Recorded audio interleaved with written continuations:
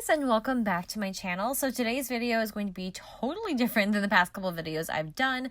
To be totally honest, I'm in the process of moving right now and my room is a mess, so I didn't really have the nice setup to film, but this is a video I've wanted to do for a while because I get so many questions about Disney auditions, and I thought it'd be good just to go through the Disney audition calendar website, especially since they just recently redid it. So I just want to show you guys how to get there, how to really utilize this tool so that you guys can understand it and be successful at your auditions. So without further ado, let's get started. All right, so I'm on Google currently, and what I'm going to do is just type into the search bar Disney auditions, and this is what pops up. So if we scroll down, we can see one of the top videos is mine.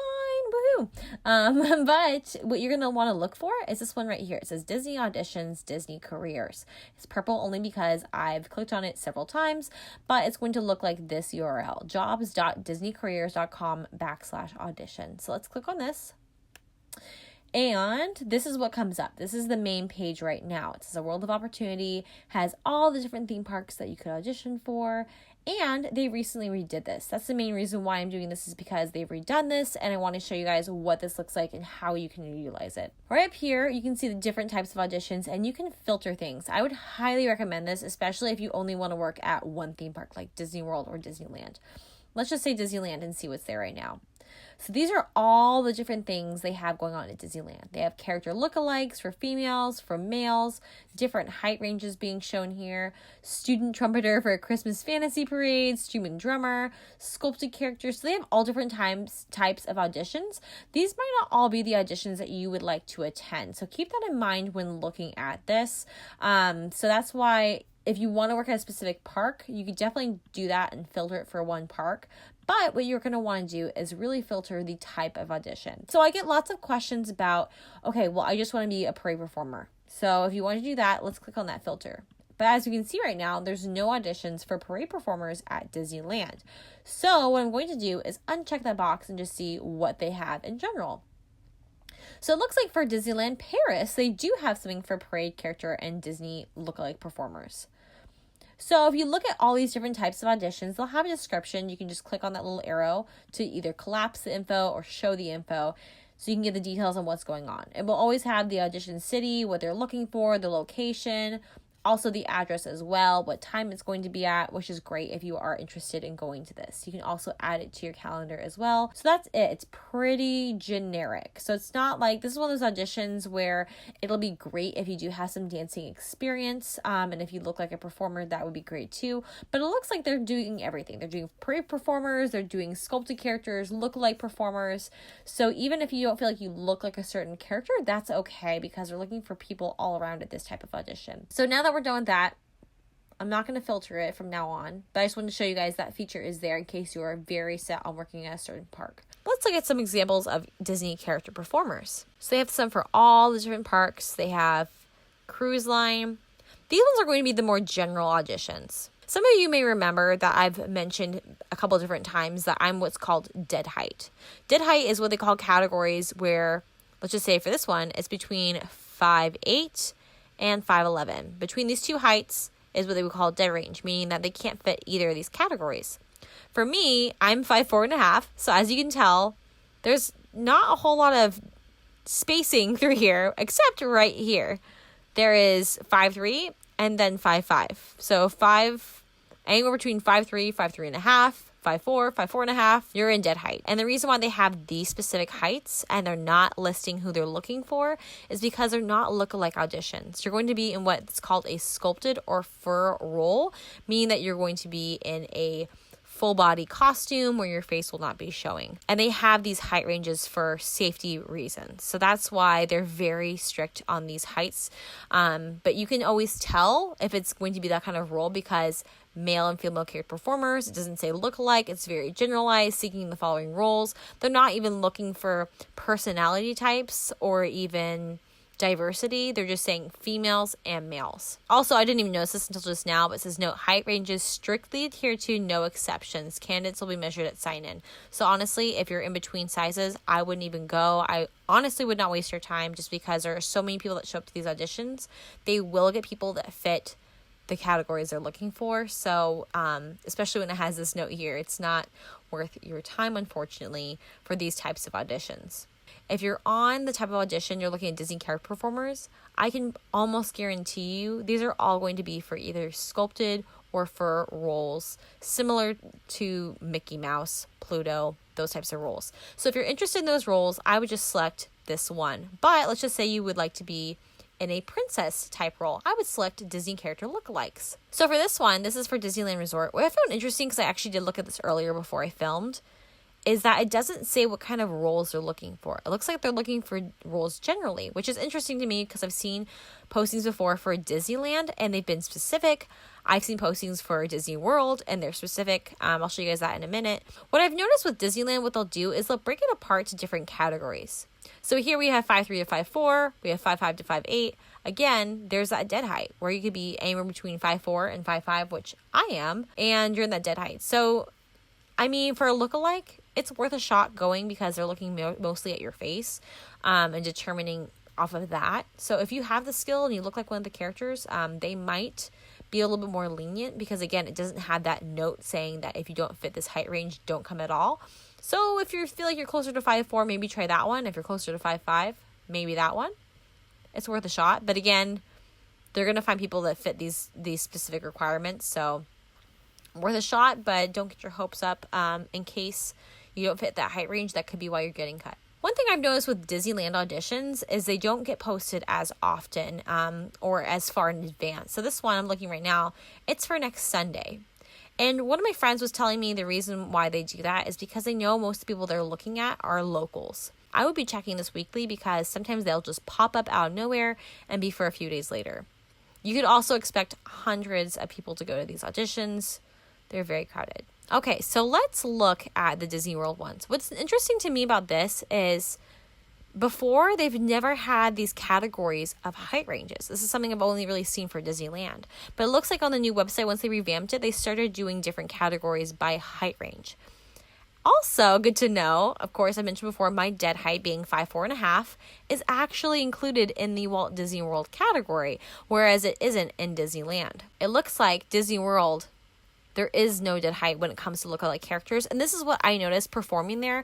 It might be because they have so many roles. They actually have rare characters when it comes to sculpted or fur characters, where I can be 5'4.5" and safely be in those roles. Whereas Disneyland might not, because they're so much smaller. They might not have those roles available. So if it is your dream to work and perform at one of the Disney parks, you might want to look into Disney World because they're so much bigger. They tend to have more opportunities and it might be easier to get in there. So under here, it does say seeking the following roles. Now you notice some of these heights go up to 5'6", but they don't go past 5'6" because this audition is for people 5'3" to 5'5".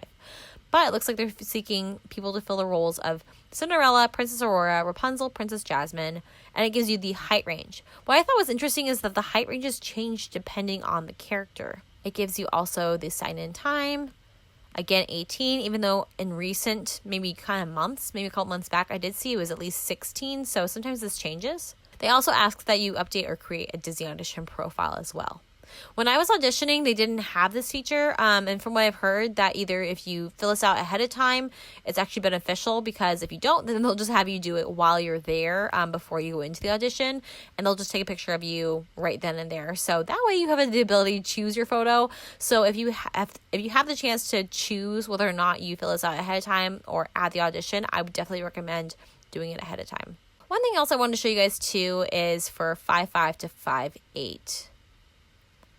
They added the Princess Tiana category. So, good to know, in the first category, 5'3" to 5'5", they didn't even have a Princess Tiana option, but they do in this 5'5" to 5'8" category because she starts at 5'5". So again, if you're interested in a specific character, I would just look at this, look at the height ranges, see where you line up, because they do have a pretty good range.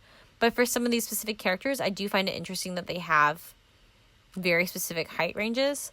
But I would say most of their general princesses would fit this range. I know Queen Elsa, I think, is probably similar to the Princess Tiana height range. Let's look at this one for fun, because I do get some questions about this, mainly for people wanting to know about these two roles right here.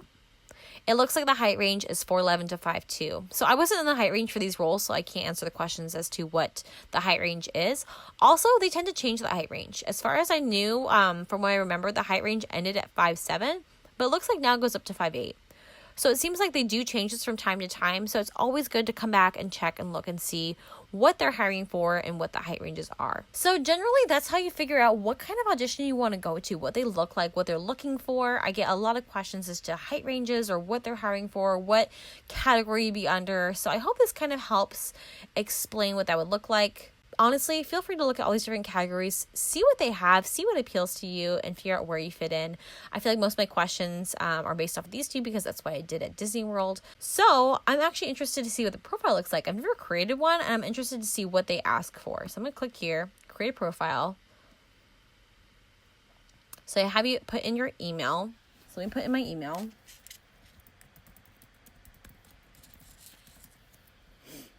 All right. And a password.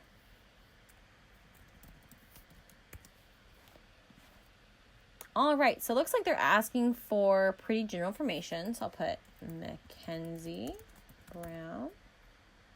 I don't have to put my address, but I'm from Washington. And I don't need a phone number. So you can fill in the rest of this information if you would like. I'm only going to do the asterisks, especially since this is going to be a public video. I would probably recommend putting in all your information just because I always do that if they ask for it. So it asks for your physical attributes. So I'm going to say I am a female.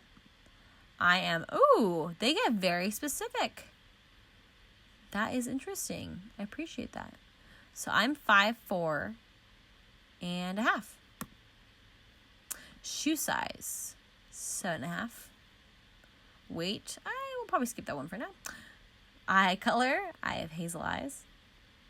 Hair color,